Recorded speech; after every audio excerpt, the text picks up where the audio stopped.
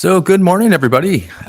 Good morning, good morning, good morning. So I'm super glad to be here. I've been getting a ton of questions the last couple weeks about all facets of the ADU build. So I'm going to talk about planning, designing, financing, building, and holding accessory dwelling units. And as opposed to answering direct DMs or emails or phone calls kind of all week long, I'm going to try to systematize it a little bit and try to go live maybe once every 2 weeks on maybe a Saturday or Sunday morning. So I thought, what a good opportunity today to start that out. I've got about an hour total if needed. And if nobody's dropping questions in the question bar here, I'll just kind of go over the top down approach to the ADU strategy for the beginner. I'll be checking the live chat. This is live. It's not on a delay. So if you ask a question, don't be shy. I'll answer it directly. So if anybody is on this show that doesn't understand the terminology ADU, I'll back up slightly and just describe it as a smaller secondary house on a lot that was primarily designated for a single family dwelling. So the national language that we're using right now is accessory dwelling unit, and the acronym obviously being ADU. But different jurisdictions, even in the code, talk about it in with different nomenclature. So we can also flip flop the term with mother-in-law cottage or granny flat or carriage house or back house. But at its root, it's basically an infill housing strategy where we already have infrastructure, we already have roads, we already have street lights, and we're simply building smaller units as what's known as infill housing. And the first step to being able to deploy this strategy is understanding planning and zoning. So when I say planning, I don't just mean like planning your design or drawing something up. I mean having a conversation with your local planning and zoning office.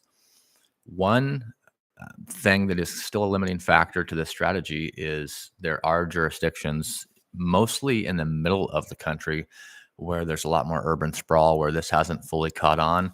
If you're living on one of the coasts, either east or west, or maybe even in some of the Sunbelt areas, just think of spots in the country that the housing crisis or housing unavailability or unaffordability is high.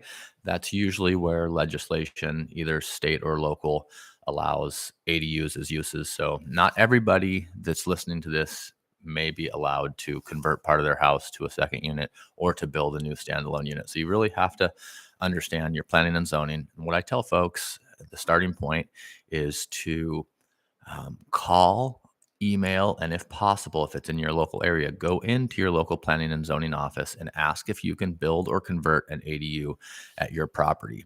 So that's kind of step one is, can I even deploy an ADU at my house or a house that I'm looking to buy either for family members or as an investment?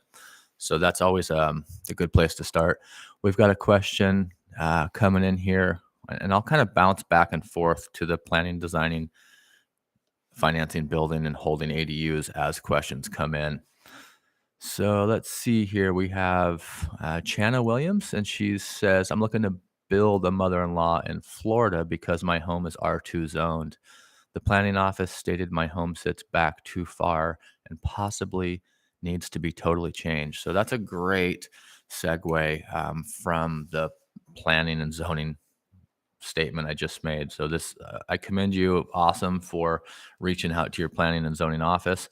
We'll kind of break down this question line by line. So R2 zoned, that usually means R in zoning usually stands for residential, and two, most of the time stands for how many units you can have in that zone. So to me, not knowing that code in Florida, I'm looking at that as a residential zone where 2 units are allowed on the lot. That doesn't mean that you can put 2 units anywhere on the lot. There's certain things that we have to know, and we can become an expert in the code by literally reading it or also calling, emailing, and going into the local planning office and asking about the requirements. So her question would be, can I build an ADU? And if so, what requirements do I have to meet? And it sounds like, based on your question, that there are some front, side, or rear setbacks that don't allow you to build a second unit where the home currently sits. It sounds like it's too far back. One thing I would recommend that you do is I would ask your local planner that says it's too far back, is there any way that I could reconfigure the current house without moving anything to meet the standard? Another thing you could ask for at your local planning and zoning office is a variance. And a variance is a process where you go in front of either a board or a commission and you say, hey, I cannot meet the standard, but it's not cost effective to move my whole house forward 10 feet to allow an ADU in the backyard. Can I have a variance? So you can always ask. And I always remind people that every question that you don't ask is a no. So great, great question. Thank you. Let's see. JC says, do you have an architect or draft person that you use for your ADUs, or do you use the same plans for your ADUs to expedite permit approval? Wonderful question. Thank you so much for that. I use my own plan. So I am able to draw up in my jurisdiction. We're allowed to draw our own plans as long as it's prescribed framing. In other words, there's no engineering. I can draw the elevations, all four sides, a quick planning detail, a plot plan, and then you have to meet some energy standards and insulation standards, and then a foundation detail. So I can draw up a set of plans in a few hours, and I use those. I've got about 4 sets that I like, and I just kind of recycle those. Back to your question, though, does it expedite permit approval? Not really. It still has to go through the planning and zoning processes, which is where they look at your plans, your plot plan. They look at the whole property and where your existing house is and where the ADU is going to go. And then they make sure it meets all those standards: building height, side setback, front setback, where are the utilities.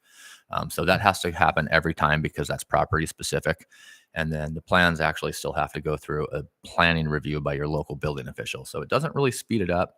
What it does do is it speeds up my process. I don't have decision fatigue. I don't have to take a bunch of extra time thinking.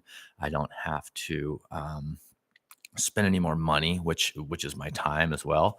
But to your point, JC, I will say the one way to expedite your plans is to, and you'll hear me say this a lot, become an expert in your local zoning code, call, email, and go into your planning department. Well, use one of those 3 methods and ask your local jurisdiction if they have any pre-approved plans. So more and more and more cities every day are pre-approving plans that either somebody donates or somebody sells to the city, and the city will pre-approve them, and they're basically over the counter ready to build. You still have to plot where you want to put it on a plot plan, but that would just be one step. You would just have the planning and zoning step. You wouldn't have the whole step of building review. I will say that if you go to my website, thataduguy.com, if you go to the resources tab, I have 2 sets of pre-approved plans in my area that me and another local builder put together, and we gave our city and we gave our county. So just like we have in our city and county, you may have that in yours. And if you do, that will greatly expedite the process. So kind of a 2-part answer to your question. But thank you for that. So check out those free plans if you want. You can use them for a great cost estimator. There's a 779 square foot, 2-bedroom, 2-bath, single story. And then there's a 2-story lofted kind of craftsman style ADU that's also on my website that you can have. We've got Indian Football says, wanting to add a detached ADU, but primary dwelling is on a septic and gray water drain field. What are my options? So another wonderful question. You have a few options, but you're going to have to start with going to the decision maker. Who's the goalie on this project? You're going to have to go to them. I know in my jurisdiction, it's an authority called Department of Environmental Quality, DEQ, and they actually manage all the septic approval and the septic permits. But you're going to have to go to your area, Let's see, rural California. There we go. So yeah, I would start with your city and county and say, what are the septic requirements to add another bedroom? And in most jurisdictions I've seen, septic size and capacity is not based on toilets. It's not based on people. It's not based on DFUs, which are known as drain fixture units, which is a calculation of all the plumbing fixtures you have in your house. They're based on bedrooms. So when we put in a septic tank, when we're building a new house, they're really expensive. Septic tanks and drain fields are a major expense. So most times people don't overbuild or over design their septic. If when your house was built there 20 years ago and it was a 3-2, you probably sized a septic tank or whoever built it for a 3-bedroom, 2-bath house. So if you go to build a new standalone detached ADU, or you even just go to add a bedroom, a lot of times you can't get approval for that bedroom because you don't have capacity in your septic tank. So I would always say start with the permit. Whoever issued your permit, call them and ask them directly. I'm at 123 Adams Road. I'd like to build a 1-bedroom detached ADU. Will you give me a permit to tie into my current septic tank as is? A lot of times I hear those jurisdictions saying, no, we won't. You don't have room. You're going to have to upgrade your system, which can be a major expense that would be a deal killer. But I can't answer that exactly. But that's what I would do. Indian football. Thank you so much for that question. Um, let's see here. Everything pie is based on bedroom. Yes, correct. And if we have any civil engineers in here, feel free to answer. Like I'm not the end all be all on everything. I'll tell you, I wouldn't even call myself the national expert on ADUs. What I do say is I've been building these longer than anybody else I know, and I've made more mistakes that I'm willing to share than anybody else I've met. So let's work together on all areas of this. Here we go. Can you speak for prices building a typical 1-bedroom ADU now that the supply chain is improving and due to a change in overall home sales? Yeah. So I've seen a slight downtick in labor, and I think that's only going to increase. I think labor will get a little bit cheaper as we head into a recession, which I think 2023, 24, we're going to have better prices on labor than we've seen. That could balance out with wage inflation that I also feel is coming. But to the supply chain issue, yes. So windows, the last 2 years that used to be 6 to 8 weeks out, were 18 to 20 weeks out and up 25%. Sheet goods, if we just think of a piece of plywood, ornated strand board, OSB, which is a manufactured ply-like product that we use to sheet our house. I mean, average price is $8 or $10, and it got up to $70, $80 a sheet.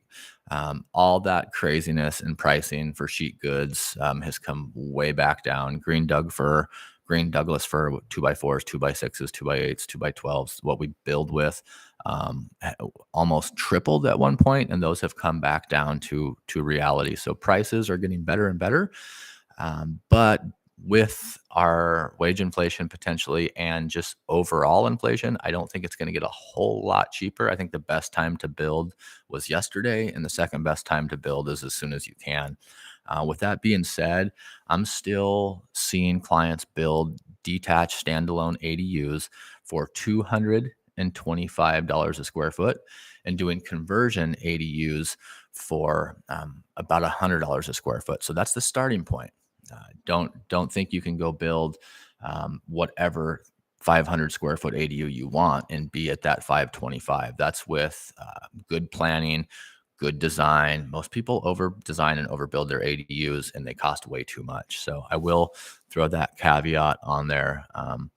But awesome, I appreciate that question. And if it's Shanna Williams, Shanna is how I'm reading that. Millennial Mike, my boy, my brother in battle from up in Washington. He says the fact that let's see, can't super chat. Oh, he wants to super chat. Okay. What do we got? Thank you for all you do. I'm about to go move my girlfriend to her first house hack. Awesome. Good for Mike. So if anybody knows or doesn't know Millennial Mike, check him out. He's got an awesome YouTube channel. He's also a guest on the One Rental at a Time show all the time, as well as Dion Talks. Check out Dion Talks. These are guys that kind of run around in the same circle as me, and they're just motivated people that like to help and give away their time. So, Millennial Mike, you're awesome. Great to see you here. Indian football comes back and says, yeah, drain field is built for 3-bed. Okay, it makes sense on the logic behind getting it added. And ask what you have to do to upgrade your septic. Um, in some cases, depending on your soil and depending on your jurisdiction and depending on the permit authority, it may be easier. I know in my area, we have a clay loamy soil and a really high water table. So when somebody has to upgrade their septic, it's usually a really big expense, but I can't speak for your area. All right, Mike's dropping some funnies in here. So I'm a fireman, retired, and Mike's a police officer. So quick joke: what do police officers and firemen have in common? Nothing, as was always my joke. But now that I know more and more people in the first responder space, the thing we have in common is we like to invest in real estate. So kind of cool. Justin Gross, how well do mini splits work versus a conventional system? I think mini splits are absolutely amazing. In fact, I have one right here and I was just adjusting it. I like to use a single headed mini split system in my ADUs. And I'll just share real quick exactly what I use. So I use a Daikin 12,000 BTU mini split, and that's got hot, cold, fan, and dehumidifier. And I use those on all my units up to 600 square feet. If it's going to be any larger than 600 square feet, I like to use the Daikin single-headed 24,000 BTU mini split. The 12 I have installed by an HVAC contractor for about $2,500. That's the outside unit. That's the inside unit that's running the line set. I like to do them when I'm constructing the house, the ADU, so all my line sets are hidden inside the wall. One thing that you don't always account for when you look at a conventional system, if we're talking forced air or if we're talking central air, is the return air, the air handling unit itself, which in our new code has to be kept inside the self-contained envelope of the house in a conditioned space. And when we're talking about 400, 500, 600 square feet, every single square foot counts. So I don't like central systems just for A, they take up too much space, and B, there's a lot of efficiency lost in the heat and cool travel through the duct system, and they're more expensive, especially on a small space. So I love the Daikins. Like I said, about 2,500 installed for the 12,000 BTU, and then it's about $600 more for the 24,000. The system I use with one head. Ideally, if you had a head in the bedroom and a little 7,000 head in the bathroom, you'd have more even heat. But I always mount my single-headed system in an area where it will blow into the bedroom and into the bathroom. So if I'm building a cottage style ADU, I would mount it on the gable of the front side of the house. And the louvers you can manually and digitally adjust. So you can direct that air.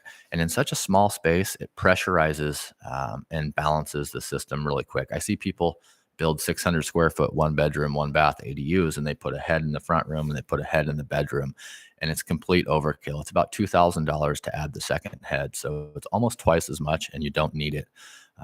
If I haven't really touched on it yet, or if you don't follow my stuff on YouTube or you don't follow me on IG, my kind of bread and butter is affordability. So I'm not the best builder, the best designer, the best banker, the best property manager, all the stuff I do myself.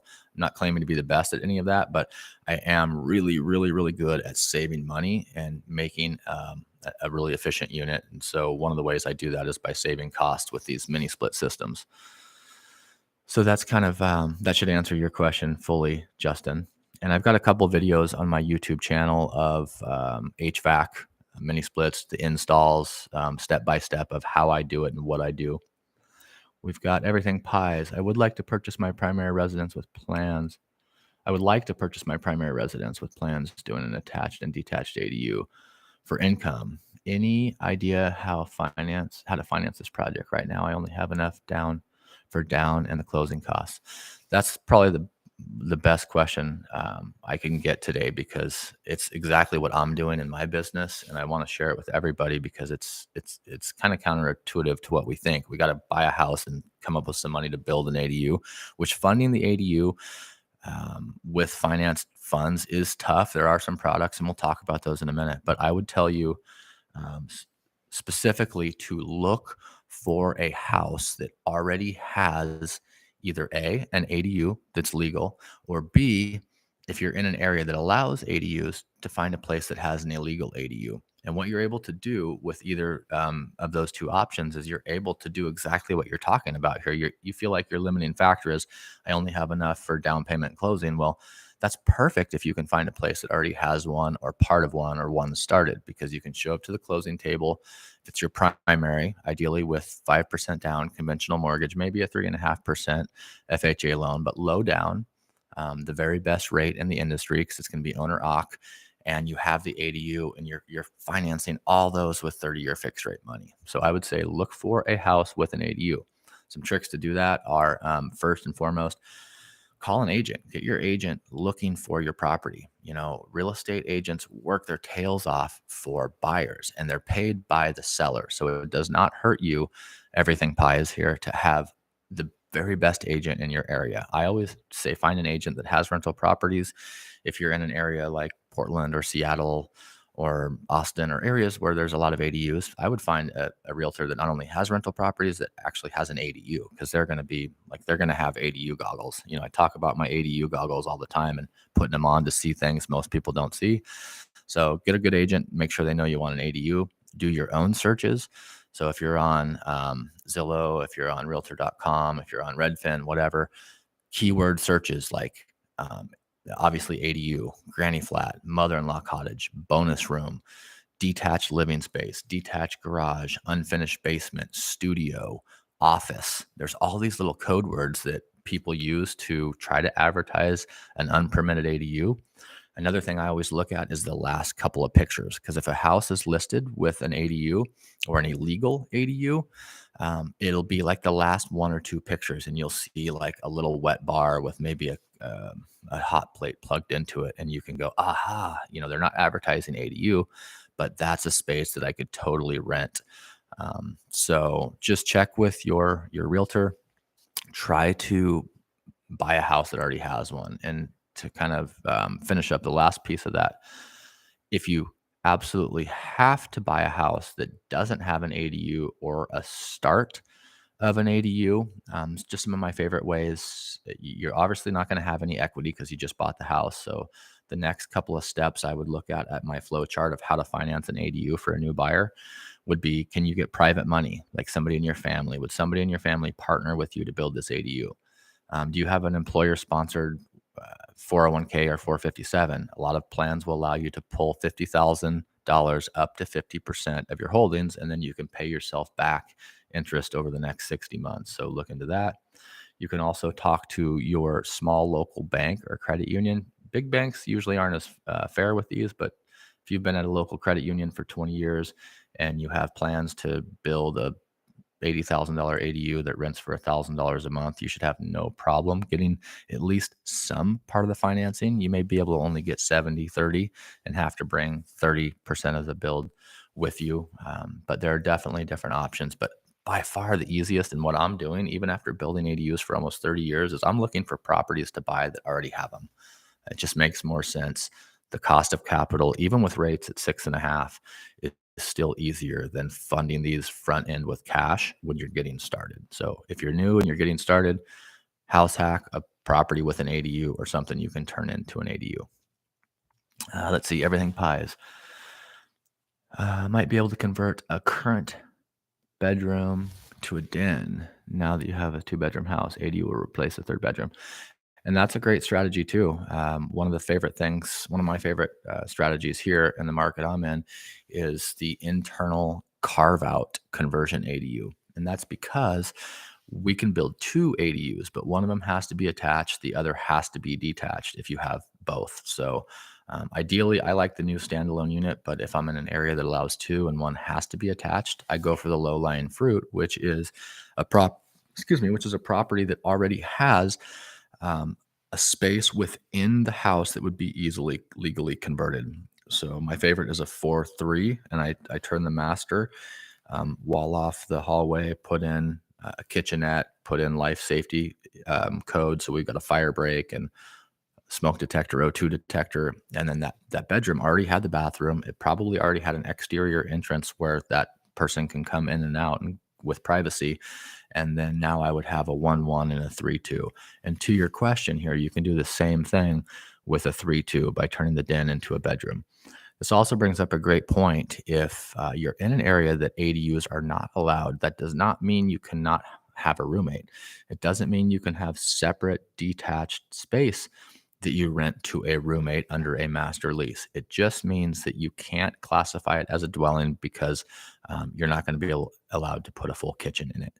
So if you live in an area again, or a county, or a city, or an authority having jurisdiction that doesn't allow ADUs, you can still have a private entranced private space with a roommate. It just can't qualify as a dwelling. And we can do that by putting in a small bar style kitchenette with a small sink and maybe using a microwave and an air fryer, or a hot plate and a toaster oven. Most jurisdictions will allow you to use 110 volts, so just a standard plug-in countertop appliance, and not qualify as a kitchen. So great questions there.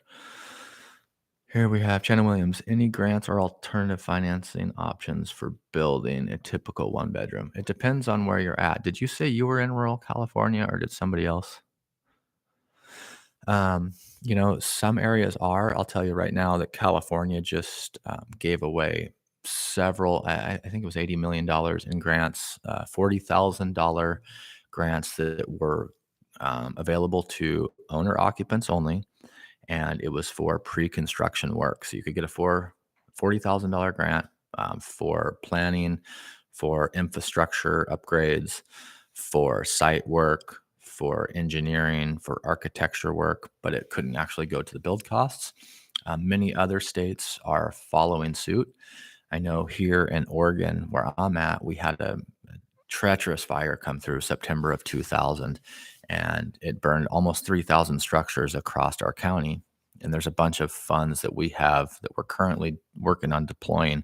And one of the strategies we're going to use is potentially waiving system development charges or impact fees to build ADUs. Again, I don't want to sound like a broken record, but the relationship you build with your local planning and zoning office is going to be really paramount to your success in this strategy. So I would call my local planning and zoning office and say, hey, I'm interested in building an ADU. Is it an allowable use at this address? Are you aware of any state, local, or regional funds that will help offset the cost of building this, and use them as a resource? So we don't always know. We can't always tell based on the workload of some of our public employees, but their job really is, and they want to help us. They're usually paid on a tax base to help us do infill housing. So don't feel like you're being a burden to call your local city or county or borough or whatever it may be and ask them for advice, for instruction, for resources. And then also show up to a local real estate meetup and ask around, hey, is anybody building ADUs? Do you know of any subsidies? Do you know of any grants? Do you know of any ways to save money? Just start putting it out there, what you want to do, and you'd be amazed at how people will bring you information. Awesome. Let's see. We got some spam in here. Okay, I'm looking for a large single-story house, 3 or more bedrooms to convert into an ADU. I'm in rural Northern California. Okay, cool. Yeah, keep looking for houses like that. Um, Over-unders, I'll just share a little bit of my large single story. Cool, I like that. Yeah, side-by-sides are way better. If you're gonna convert an ADU out of an existing house, some of the easiest, most cost-effective ways to do that are with space that's already there, like a basement that's either partially finished or fully finished. So I don't say don't do a basement, but I do say that the over/under is going to be not a deal breaker for a lot of people, but we're trying to create housing that's not in competition with multifamily dwellings. And if you have an over/under ADU, a 2-story house, and the top floor is a unit and the bottom floor is a unit, whether it's an ADU or a duplex or an apartment, you have sound and vibration transfer. So if you can find a single story larger house like you're talking about and have a shared wall in between the two, you're going to have less sound and vibration transfer side to side than you will over the top because nobody's walking above you. And I'll just mention briefly, this is kind of more of the construction stuff, but how to soundproof. So if you're going to wall off a master bedroom or you're going to turn a formal dining room into that ADU space, always be thinking what is beside what's on the other side of the wall. So I would never want to convert an ADU space that was like bedroom to bedroom because we'd have lack of privacy. I'd rather, if it was bedroom to bedroom, I would design it to where the shared wall was the closet for the other room and the closet for the new unit. So we have like sound and vibration transfer stoppage there. Another product I use is a proprietary soundproofing compound called Green Glue. My favorite use of soundproofing is 2 layers of 5/8 drywall, which is super affordable. It's cheap.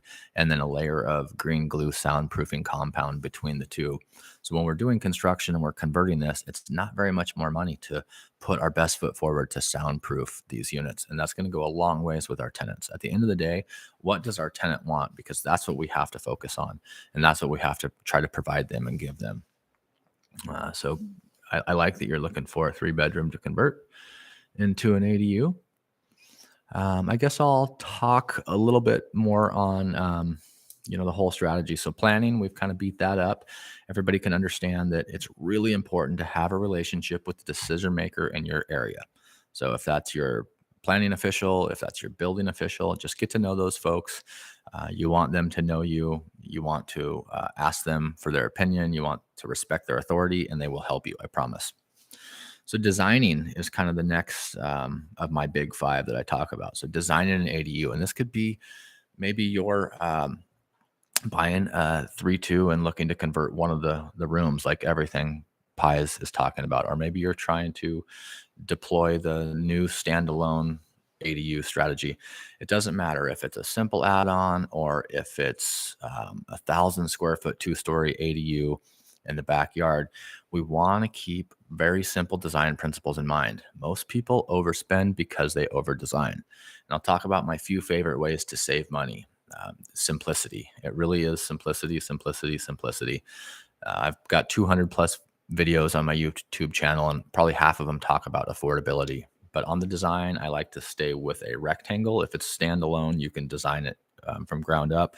If it's a space that you already have, I try to keep it as rectangular as possible. Every pop out or every corner in a plan is like $1,000 addition. So I try to keep it simple, cabin style. Single one wall galley kitchens are how I save money. A small 5x8 bathroom. I like to use fiberglass shower surrounds. A couple other things that I do. I use vinyl windows as opposed to wood clad. I like concrete patios as opposed to wood decks. So there's all these ways we can save money and still have a nice, rich product. But first and foremost, just like don't over design. If your city or county has free plans, there's a pretty good chance they have a simple design. Like that's part of the idea of giving away these plans is simplicity. And then also design to the neighborhood and to the primary house. So if you're in the Oakland Hills and your house is valued at $3 million or $600 a square foot, you might want to up level your design and your build quality. But what you don't want to do, and what I see often, is people that live in a suburban neighborhood where they're somewhere around the median average, just call it $400,000 in the US right now. Say that's $300 a square foot, and they design and build an ADU that costs them $550 a square foot. Don't do that. In most cases, you don't want to overbuild to the neighborhood or overbuild to the primary house, and that starts with a simple design. Somebody says, "Oh, I love the way you think. Thank you." And I'm trying to read these as they come in. So if you see me glancing down here, I'm just trying to make sure that I don't miss anybody's questions here.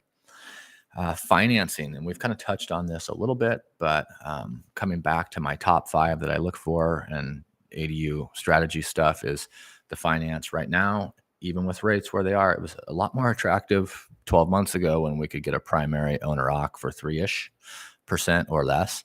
And now we're at 6 to 7, depending on your credit and your lendability.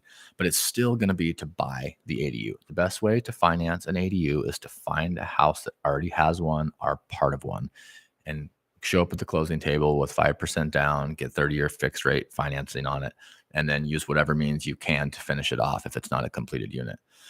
The next way to do that would be home equity. So I have two streams here. One stream is I'm an investor trying to go buy a house and build an ADU. The other stream is we have somebody listening that already has a house. They don't have the options of going to look for um, certain objectives. They already have the house. So how do they do it? If you already have the house and you've had the house for 4 years or more, chances are you have equity in the house. If you haven't already sucked it out, you probably have 30 or 40% equity just based on the growth we've had in the last 3 to 5 years. So, home equity is almost always going to be the first go to place to get funds to build this ADU if you've been in the house for a while. If you just bought the house or you're searching for a house, you don't get to use the equity number on the flow chart and you automatically go to the next. So ADUs can be tricky to finance. The grants that are available and or construction loans, 203K loans, home renovation loans, those can provide the money that you may need. But I honestly think it's canceled out by the red tape and what you have to follow to actually complete the project. So, for example, if you were to go to a small local bank or credit union and you say, "Hey, I own this house. I don't have much equity. I want to build this ADU. It's going to cost 100 grand, but it's going to rent for 1,200 a month. It's a very good investment. That's an easy business plan to sell." And the banker says, "Okay, we're in the business of lending money.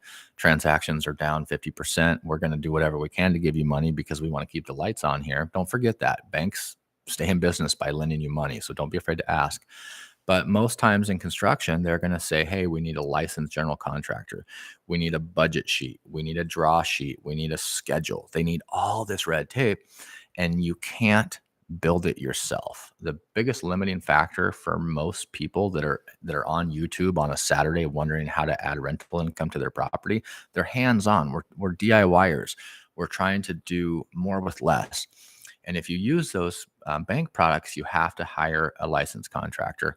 And the savings that you may get, or the availability of that credit line or that construction draw loan, is going to be sucked up by the profit that the builder needs.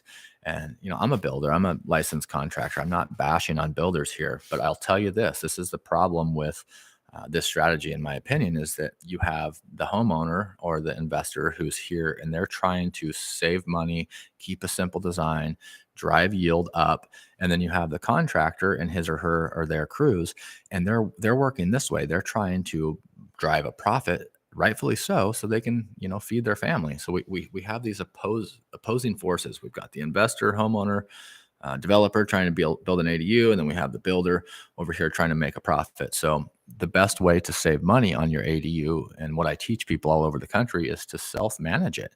You don't have to be able to swing a hammer. You don't have to know how to put in a tile backsplash. You just have to be able to run a schedule. You have to be able to make a decision. You have to be able to handle some conflict now and then. So if you use the bank to fund, you're going to pay retail. You're just going to pay market rate. And what I've seen happen, like in California, where they have this $40,000 grant for pre-construction work, what do you think happened to the price of the engineer and the architect when they see that all their clients are getting $40,000 of money from CalHFA? Their prices go up. I mean, it's just simple supply and demand. If there's more money chasing, less goods, in this case, ADU design, what happens to the price? It goes up. So that's one thing I don't really love about the bank financing. But if you don't have any equity, you may need to look into that. I will say, if you're in Northern California, several counties in Northern California, through Redwood Credit Union, they have what I've seen and what I know to be the best ADU financing product out there, where you can actually get a 90/10 LTV loan on construction of a new ADU. Again, you have to follow all the procedures I was just talking about, but that's a good option if you're in that area. Second mortgage is another really good way to fund an ADU. Let's say you have a $400,000 house and you weren't asleep for the last 3 years, so you refied it down under 3%, and you need 100 grand to build an ADU, you're not going to go refi that whole note at 400 and something back out into today's market at 6 or 7%. What you could do is keep your $400,000 note at 3-ish% and go get a second at 6 or 7 or 8%, but just for the amount you need to build the ADU. So second mortgages are great. Again, I talked about, um, 401k loans, private money. You can use hard money. You can use credit. I'm not a fan of that. I'm a fan of secure long-term fixed rate financing. That's how we stay safe. And that's some of the financing here. Let's see if I have any questions. Let's see. All About Real Estate. Nice. I like that name. All About Real. Oh, let me back up one. Robert says, ERV, HRV options. Do you think it's worth? Yeah. So we're talking about air exchangers, heat exchangers. If you have a small, that's a great question, by the way. If you have a small space that's built tight to today's standards, where we have very, very little airflow in or out, most of the construction we're doing in our area, we do a blow air door test where they actually seal up the house and they put a fan on the door and they can test how much air is escaping. And to his point, that they get tighter and tighter and tighter. And one of the negatives, there's two negatives that I have found in mini split systems, and I'll share those right now. And I'm glad you brought this up because I forgot. One of them is they don't give completely even heat. Even if you have multiple heads, it's very unlikely that you're going to be in the bathroom getting hot or cold air blown directly on your feet like you would get in a central system with a toe kick vent register that we would traditionally use. And then the other is air quality. So a standard forced air system is going to have a heat exchanger. It's going to have a return air center or multiple return air centers, and there's going to be filtration. These mini splits, they have a small filtering system, which is a reusable, cleanable silk filter. But in conjunction, if you're in an area, and this has come up a lot lately in the Pacific Northwest with fire, how do we really control our air quality if we have to keep the house sealed? And that's with air exchangers or heat exchangers. It's basically a whole house ventilation system. Panasonic makes an amazing product. They're about $2,000, and it looks like a vertical mounted vent. And what it does is it takes air out of your house, and it also brings fresh air into your house and then climatizes that air, either cools it down or heats it up with a couple of different processes. So I think that that's a really good step to plan on your HVAC system. There's some good options. Like I said, I like the Panasonic. Daikin has it. Some of the newer Daikins have those built in. But air quality is a really big deal, especially if you're in the Pacific Northwest where fire and smoke every year are ever increasing. They're also a really good option if you have allergies or you're really susceptible to pollen issues. So that's a wonderful question, Robert. If you have anything follow up, or if you're an HVAC expert, please share with everybody. That's a technical question, and I can tell you're a professional. So thank you. All About Real Estate. If you build a carve out ADU, do you try to have a private entrance and separate the backyard? Curious about how tenants respond to that setup and if the main house rents for less. Amazing question. And I'm literally above a property that I have where I did this exact same strategy, and it took a little bit longer to rent this time. It's been a rental for years, but this round it took a little bit longer. So yes, if you have a 4-3, that's going to rent way faster than a 3-2 with a 1-1 attached to it, even though it's soundproof. But let's just do some simple math. In my market, if it's a 4-3, it may rent for $2,600. But if it's a 3-2 and a 1-1, current market rates here for that exact unit are $2,200 and $1,100. So you're going to get a diminished return on the greatest and best use of the house, but you're also going to get an additional return that you didn't have before. I like to say it's about a 10 to 15% reduction in shared wall and about a 20% reduction if it's shared wall over under. As far as the yard, I like to divide up common space, and then I also like to have division in the yard. So everybody has their own space, even if it's really small. People are, we're just possessive. We like what's ours. So even if the side tenant only has a small little front yard with room for some potted plants and a small little coffee table, that's their space. So yes, I always like to designate space for each tenant. But to the question of how do the tenants interact, I mean, we're really not inventing the wheel here. All we're doing is a standard shared wall duplex. It's a little bit different because one side is bigger, one side's a 3-2, and one side's a 1-1, or a 2-1 and a 1-1, whatever it may be.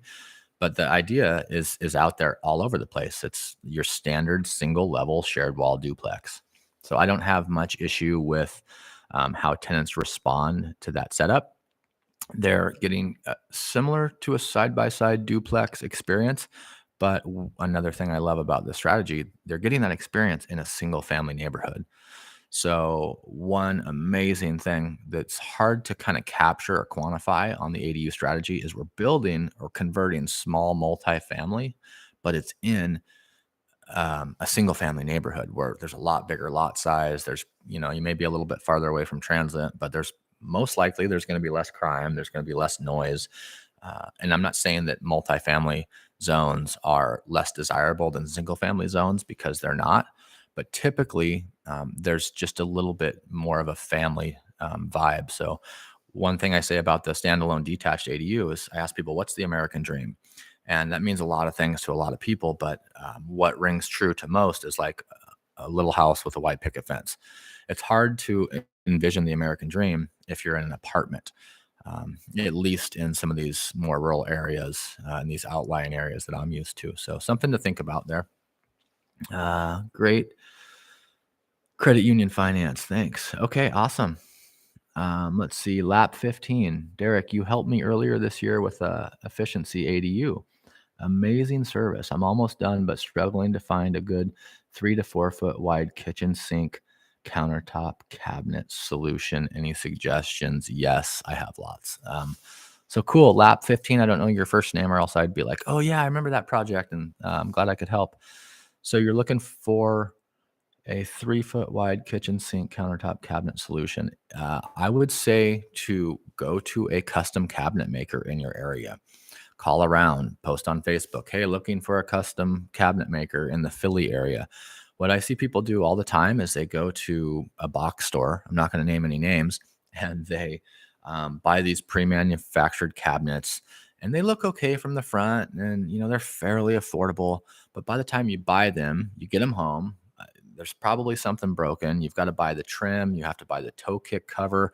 You have to buy the side panels to laminate on them. You have to buy filler strips to make them work. You have to go get them. You have to bring them back. You have to return the one that had the broken drawer. Like, this is really where we try to save money, but we don't. Is with these box store products. At least price that out against a local cabinet maker. Hey, I have this 62-inch space and I want a 30-inch opening for a sink, and I want a 24-inch bank of drawers, and I want a 12-inch door with a drawer above it. What would it cost for you to build that to those specs and deliver it to this job site? And if you put those two prices together and you accommodate for your time, a lot of times it's going to be cheaper and easier to have a custom cabinet made for your space. And then as far as finding the sink, um, I've got links on my page. I like the same products. I use them over and over again. And I like the product I'm currently using is a handmade 15 gauge stainless steel commercial style sink with a faucet. I think I pay about $160 for the sink, and maybe $99 for the faucet. And I get those on Amazon. So that's what I'm doing. Great deal here on IKEA. I don't love IKEA products. I mean, some of their stuff is great. There's a seat, um, for every fanny. But again, to me, it's the time. It's like they do have great products and great prices. But when you look at what it takes to go pick it out or walk through all their aisles to find what you want, and then you bring it home in a knockdown box, and you sit down with whoever you're with, and it takes you 2.5 days to put them together, and then you get them up and they don't quite fit, and you have to kind of adapt the one size fits all to your size. At the end of the day, it's been my experience that it's usually cheaper and easier to find a custom cabinet maker. That's not always the case, but That's what I've learned. I have done some kitchens in IKEA, and I mean, they have some amazing products, but it just usually isn't a cost savings when you factor in your time. And everybody forgets that like their time has value. Even if you're a DIYer and you have more time than money, don't sell your own time short. Any idea on metering the utilities? Yeah, so wonderful question. I've got a YouTube video on my channel that's called ADU power metering, and I talk specifically about how I meter power on my ADUs. And it's like a 3-minute video. So all these videos are really short and simple to get through. You won't lose focus most likely. So I like to self meter power. I'll start with that. So we have a public power company meter at the primary house. And then when I build or convert, I just run a simple 1.25 inch conduit underground over to the new build site or convert site. I take anywhere from 60 to 100 amps of power to that unit. And then it comes into an all-in-one breaker box. And then there's a digital private meter. And what I'm able to do is every month I can take the kilowatt hour usage off of the public meter, and I simply subtract the usage of the private meter. And those are my 2 bills or 3 bills, depending on how many meters I may have. And the only thing you have to be sure of is following the Utility and Exchange Commission's rules on metering bill back or rubs. You can't charge anybody more than you're being charged for the actual utility. So you couldn't, be charged 14 cents a kilowatt hour by the power company and then turn around and charge your client 30 cents a kilowatt hour. So make sure you follow those rules. The same is true for water. You can do that with water. You can put a private inline water meter on, and these products are getting better and better every day. They have them now that are Bluetooth powered, so you don't even have to go read the meters. You can just check into a dashboard of an app and see how many gallons, um, you know, property A used. So private metering. You can also use public metering, but what is true in most areas is the expense for the impact fees, the system development charges. Basically, how much is it going to cost? Like, for example, in my area, a water meter is $2,000. But the fees that you have to pay to the schools, to the parks, to the roads, to the power, like every little piece of the city gets a chunk in these, impact fees. It's about $7,200.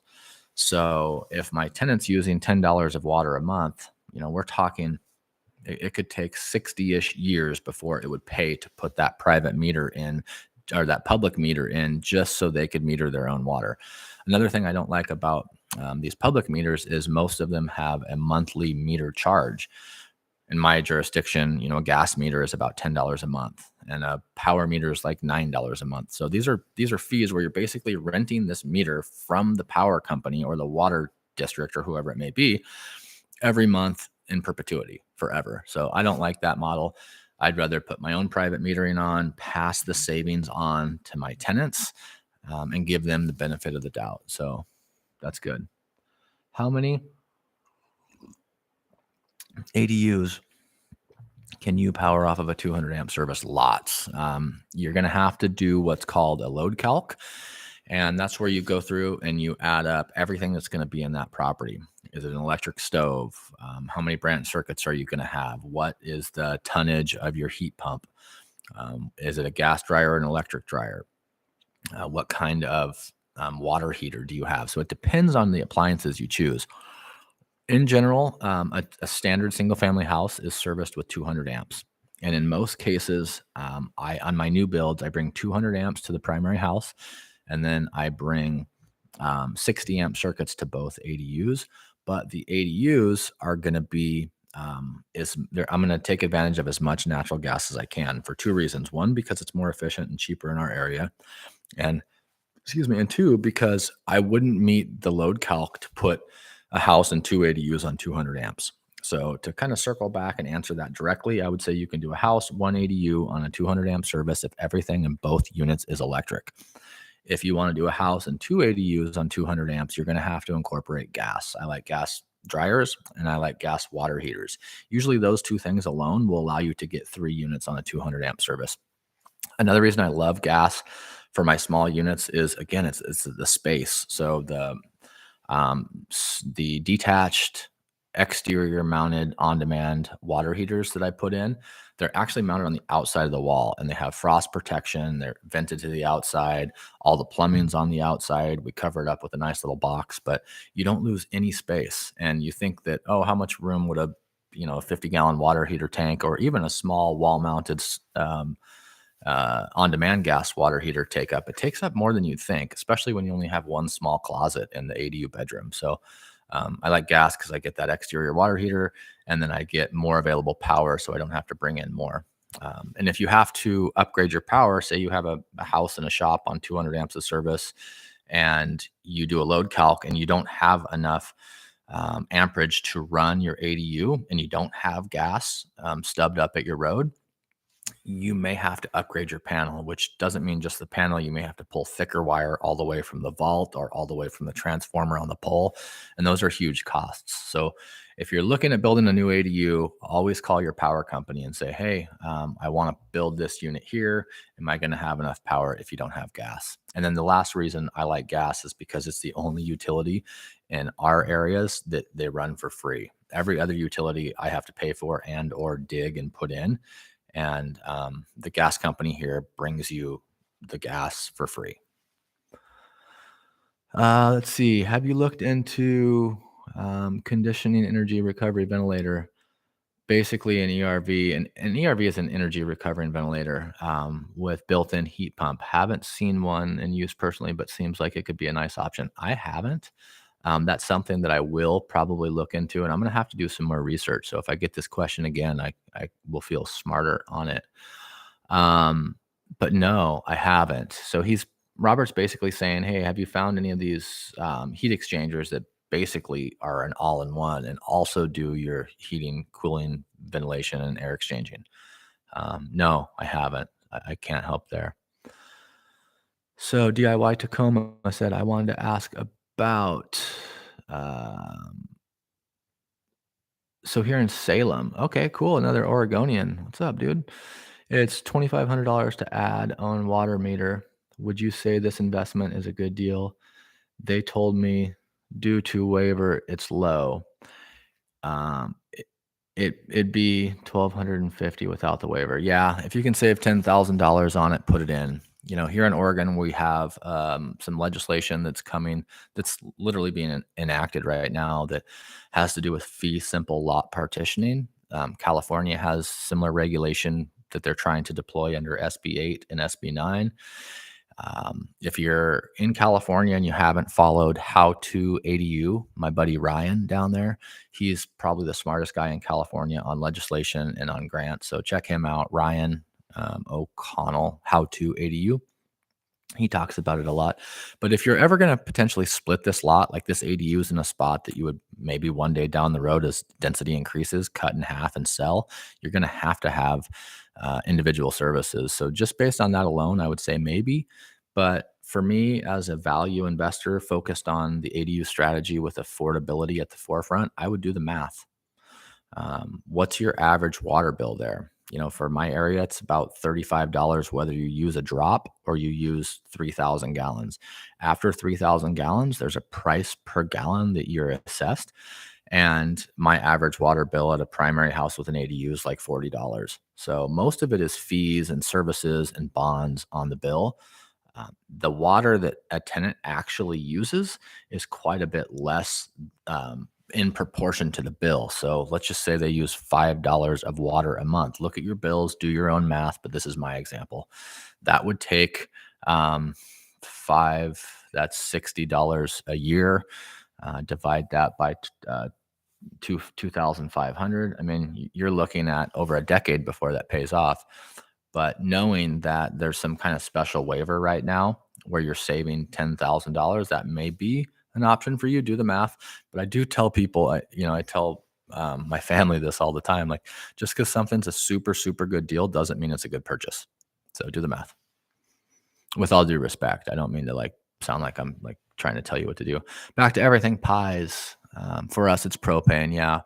Propane's tough. I don't like propane as much as natural gas. And I'll tell you, at least in my experience, most times propane is delivered and you have delivery fees. A lot of times you have rental on the tank. You've got a 1,000-gallon tank out in the yard, and They'll only deliver it if it's, you're getting at least 50% full. The price goes up and down. If you're in an area where it's hard to get to in the winter, there's a lot of variables on propane. If the propane's directly piped in from the street, like natural gas is, it's very similar to natural gas. It's just like the delivery method that I see people trip up on. Let's see, everything pies. Thanks. For all the good questions from everybody. This is awesome, and I've got some more time. I mean, if people want to keep dropping questions, I'll stay until the questions are done. I've got nothing really shaken until this afternoon. Is it correct that you can't use an ADU as a short-term rental or Airbnb? And I'll give somebody a free half-hour consultation if they can answer that. What my answer will be. So, become an expert in your local zoning code. And I would say that because everybody's going to be different. Different areas will be different. In California, part of their legislation had to do with disallowing short term rentals for the legislation that they put into place per state law. I know in my area, there's some cities where you can't use the ADU as a short term rental. You can't even move into the ADU and use the primary as a short term rental. And then the town next door, you can build two and you can short term rent both of those and the house and live out of the country. It's going to be dependent on your jurisdiction. So in some areas in Oregon, you can do it. Every city is different. The overarching state legislation that was really powerful in Oregon that said you can't require off-street parking, you don't have to have a residency requirement. We have great law, but the state did not come down and say you can't use it as a short-term rental like California did. So just ask your local city or county. And no questions popping in yet. So I'll just hit my last two talking points. Again, just if you're hopping on late, talking about affordable ADU development, either with building or converting ADUs, my big five: planning, designing, financing, building, and holding ADUs. And we've pretty much talked about planning, designing, and financing. Building. So we have to find leverage areas to save money. We have to use the skill set we have to, be able to leverage a product or service. In my case, as a builder, I'm able to save a lot of money because I do most of the work myself. The work that I don't do, I sub out. I'll talk about the few things that I sub out on every job, even though I could totally do them myself. The foundations, because the forum boards and the paneling, it's just so expensive to buy all that stuff and store it when you're not using it. It's easier to pay a professional. And then the big three, these are property management. This will come up when I come into holding ADUs. So I like to build property management into my ADUs. And it's really important that we use the big three professionally, because we're going to get a lifetime guarantee most of the time for the service and a 10 to 15 year guarantee on most of the products. And that's rough plumbing, rough electrical, and HVAC. So if there's a GFI that's not holding and the tenant's calling me, I just send them right to my electrician.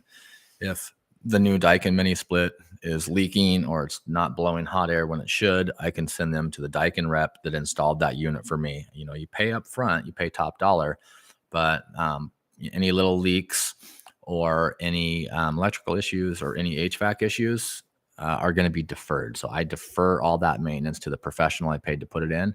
Then I also use a drywall contractor to do the hanging, the taping and texture. And then I pay a company to come in and insulate. Drywall and insulation are two that you can't even beat yourself. Like if you're like, hey, I'm going to drywall this place and save some money, you're not, because they buy such volume, like train loads, truckloads of this stuff, that they get such a volume price that in most cases, you can't even go down to the box store and buy the product and put it in cheaper than you can actually pay a company to come in and do it all for you. And you don't have to get fiberglass down your shirt. So those are the things that I use in construction.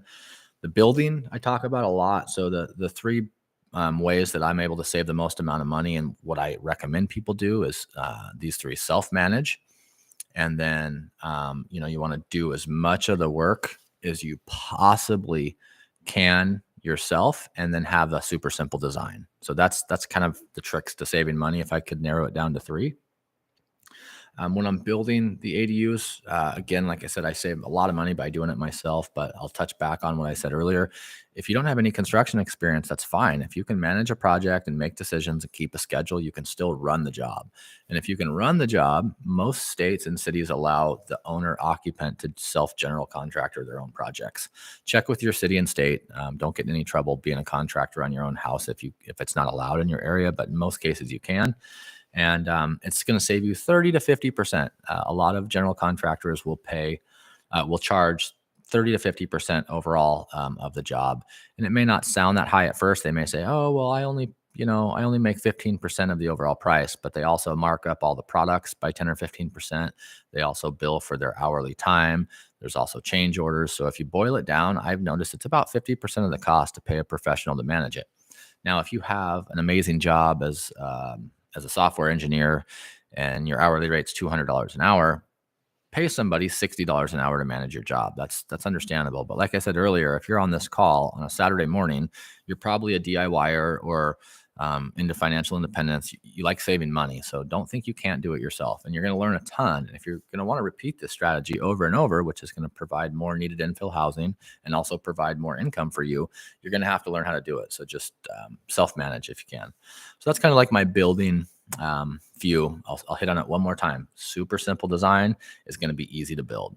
So dormers, pop outs, bay windows, Dutch hips, lots of peaks and valleys, big covered porches, like all that stuff is a lot of cost. So if you want to make your construction easy and keep your construction budget down, just have a simple design. And then the last pillar here is about holding ADUs. And you've probably noticed a trend as I'm talking about planning, designing, financing, and building. It's about simplicity. It's about a strategy that's repeatable that we can do over and over. And it's not just the simplicity of build and the lower cost. It's actually going to be easier to manage. So I'll talk about a few of the things I do every time to build property management into my ADUs, be it attached, converted ADU, or standalone. The simplicity of the design, that's going to help manage it and keep costs down. I'm going to use like the single one wall galley kitchen. I use all the same products every time. So if if somebody's having a problem with, say, a faucet and I have to call the plumber, I don't have to guess what faucet's there. I've already got an extra one in my shop. All the faucets use the same replacement cartridges. So that duplication saves us from decision fatigue, and it also saves us on maintenance. I like to use hard surfaces everywhere. So the floors that I put into my units are all real nail down hardwood floors. I like a 5-inch white oak. And you'd be amazed at how many emails I get that say, Derek, why don't you use LVP, which is a luxury vinyl plank? I just don't really like vinyl. I'll use vinyl if it's over a slab on grade, but there's all these lifetime products that have been out for like 5 years. And I've been in the industry for 30 years and I've seen this too many times where I remember when Trex came out and they're like, this is a forever deck of the last 10,000 years. And I couldn't tell you how many decks I've seen replaced in the last 10 years that were 20 years old that were made out of some plastic composite. Trex is just one of the brand names where they actually don't hold up over time. So I've been into plenty of buildings in my career, both residential and commercial, that have 100-plus-year-old wood floors, and they only look better and better over time. They're still in great shape, minus standing water, or if you have like a dog grooming facility. I like hardwood. So if somebody drops a bowling ball on it, it's not going to hurt it. If somebody drops an anvil on it, it might put a little dimple in it, but that's a lot different than if you drop an anvil on vinyl. The little nicks, there's no character when you damage vinyl. It just looks like damage. Whereas if it's a wood floor, it's just almost patinaed. So I like hardwood floors. I do tile in the bathrooms. Granite countertops in my kitchens, and granite's really affordable if you get these prefabricated slabs that I use, and I self-tool them myself with a simple skill saw and a hose and a diamond blade. I put vinyl in for less than I could actually go buy Formica at the box store. And when tenants put a hot plate on it or they set a pot on that, it's not going to melt. It's not going to discolor. Minus like smashing it with a hammer, you really can't hurt granite. So that's another thing I use. I don't do decks anymore. Every unit gets a patio. So concrete patio. a little carpenter joke here, construction joke about concrete. Here's three things I can promise you. Okay, it's gonna break, it's gonna crack, it's gonna fade, and nobody's gonna steal it. So it cracks, it fades, and it's not gonna get stolen. It's also not gonna need any maintenance. So I got so tired of like sanding and refinishing decks every 5 to 7 years that now everything just gets a concrete patio. You get the very similar outdoor space, which is important on a small build to bring some of that outdoor space into the living space. But with concrete, you don't have a lot of maintenance. And then the last two that are my big ones are I like to use a concrete lap siding. Allura is a good product. Hardy Plank is a good product, but it's fire resistive. It takes latex paint. It's affordable. It's a clean look. You can use either smooth side or texture. So you can get a look that's a little bit more rich. And it's about $1 a square foot, which is about a third of the price of a lot of other siding options. And then the last being a raised seamed metal roof. So the roofs that I use, they're easy to self-install, and it's a lifetime product. Again, I'm building property management into this place. I'm not going to have callbacks. I'm not going to have annual maintenance. I'm not going to have to replace a 30-year comp shingle roof in 20 years like all my competition. So cry once, pay once, build the best product you can, because if we want a passive investment, we have to think about what kind of work it's going to take in the future. And if we just slap something together with materials that are really cheap, we're going to be going in and replacing those. So I've seen several rental owners that put in vinyl. The vinyl gets damaged, and it's not just like you go swap out the floor. All these vinyl products say you can replace one plank. Try to replace one plank in the middle of a floor that's 3 years old. It just doesn't happen. So you end up pulling all the baseboard out to do that. You have to cut the caulking, pull all the baseboard out. You break some of it. You have to replace the whole floor, put in new baseboard, recalk it, repaint it. So there's just an example of it's not always cheaper to use a cheaper product.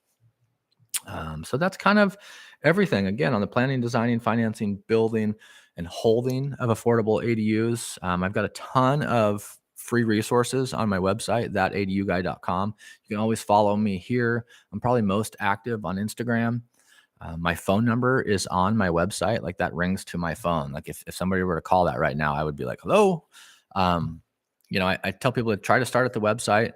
I've got an ADU 101 series that I did for Bigger Pockets that is kind of the first like hour of ADUs that I usually say, hey, watch this before you pay for a consultation. Get most of what people pay me for is all for free. You just have to go absorb it.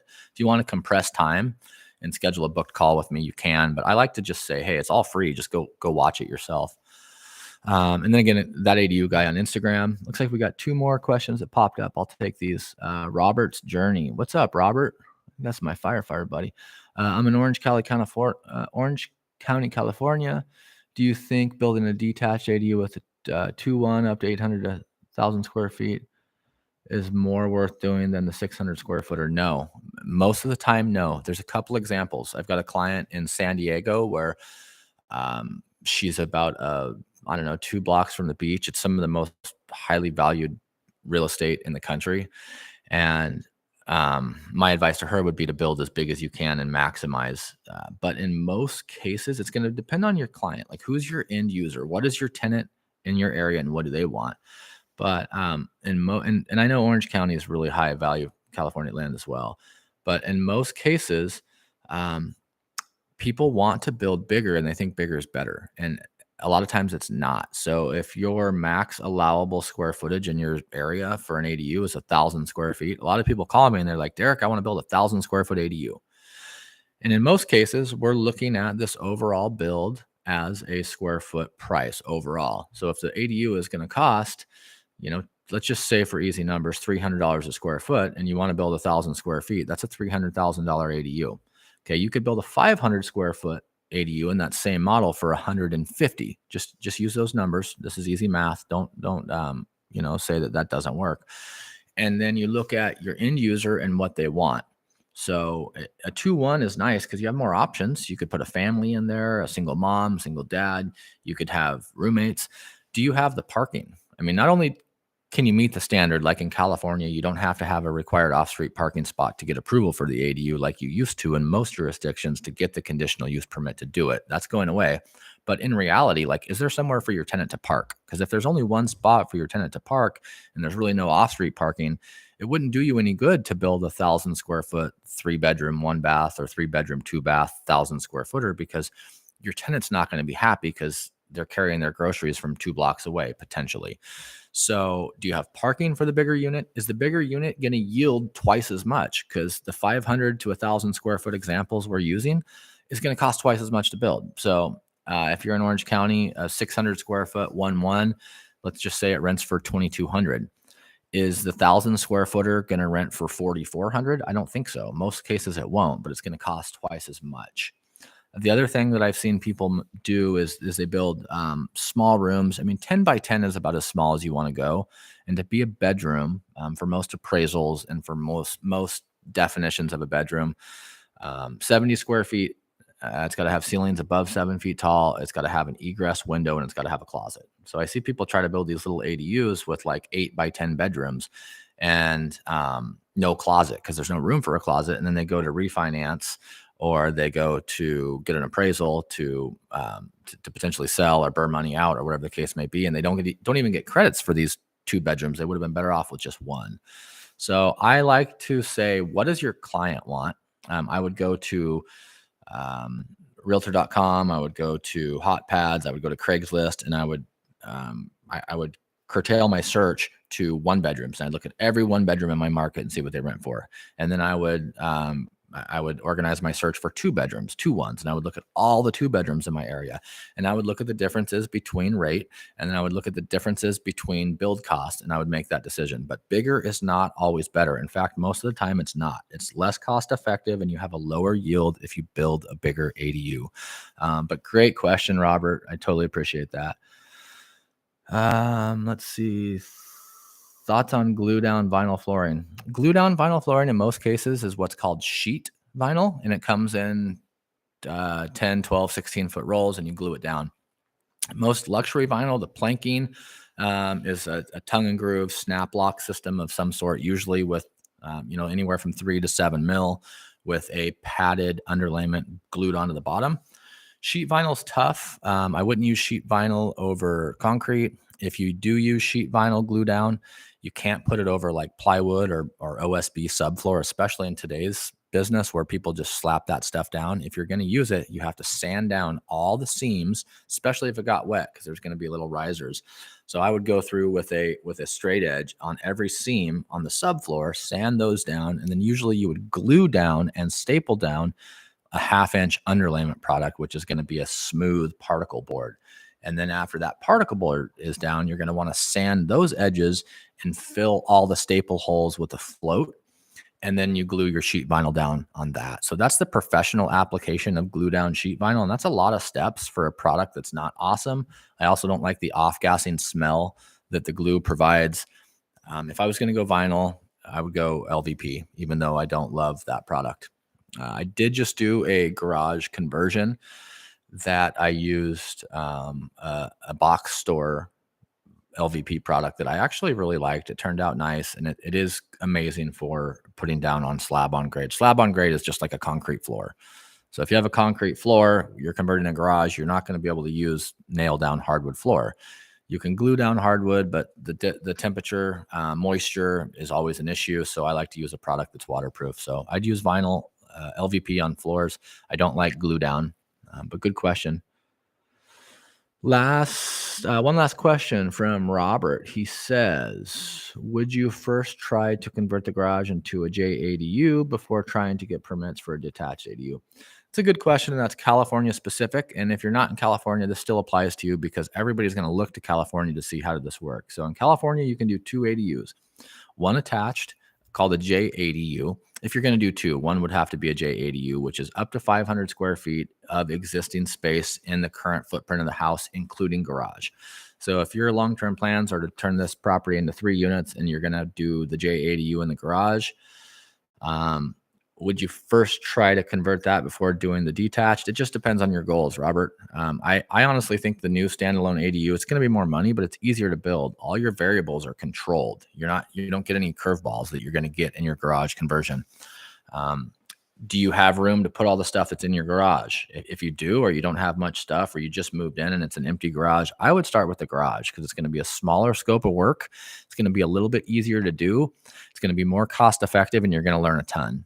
So just check your goals, but I wouldn't say um, there's a huge advantage to either, but just the JADU, just because it's smaller, is probably going to be, more of your training wheels before you go build the new standalone. You're welcome. Let's see. I'll give it another minute here for any last questions for the 5 of you that are still hanging out, or maybe there's more. There was 20 something at one point. I'm thinking about trying to do a live maybe once a month on a Saturday. If there's a day, I appreciate everybody's engagement. For the folks that are on still, if you're listening or you have access to your keyboard, if I did maybe every 2 week or once a month YouTube live for an hour, what would be a good date and time for you? That would help me. If Saturdays are good, if Sundays are good. Ideally, I'd like to do this at 10 to 11, and everybody could just take their union break at work and do it on the clock. If you're a manager listening to this, I'm just kidding.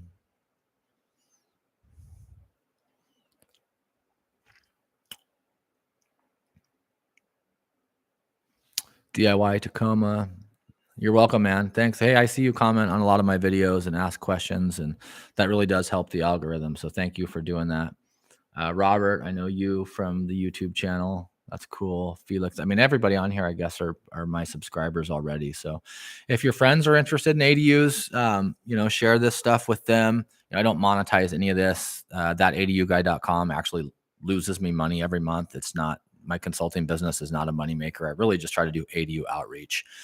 But after I, pay for the upkeep of the site and a VA to do some of the things behind the scenes, this really is just a labor of love. So at this point, I'm not asking for investors. I'm not selling any products. I'm not an affiliate marketer.